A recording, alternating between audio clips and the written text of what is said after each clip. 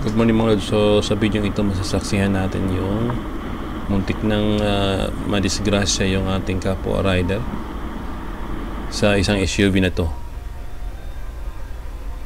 So yung motor dyan is nag-overtake siya sa tricycle kasi may yung tricycle, so nag-overtake sa left, pero dun pa rin siya sa same lane niya.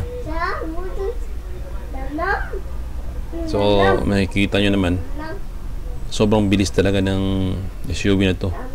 At makikita naman sa susunod na eksena sa video, kahit saan na lang siya pumipihit. Ewan ko kung parang natatain na ata itong tarantadong to eh. So ayan, muntik na talaga si kuya.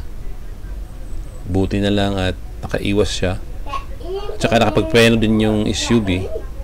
Kung hindi, sa pool talaga. Ayan, makikita nyo na naman, pipihit na naman yan pa kanan. Ayan. Tapos dyan, mga lods, may kanto dyan kasi may subdivision dyan pa right side. Ayan. Muntik pa niya yung tricycle dyan. Tsaka yung SUV na nasa left niya, yung red. Muntik yan. At makikita nyo naman, pipihit na naman yan, o overtake naman yan left side. Ayan. Ayan. Grabe talagang tao to. Dapat tinatanggalan ng lisensya itong ganito. Ayan, sisingit na naman yan. Tapos biglang liliko yan dyan sa kanto ng Sitio Awa.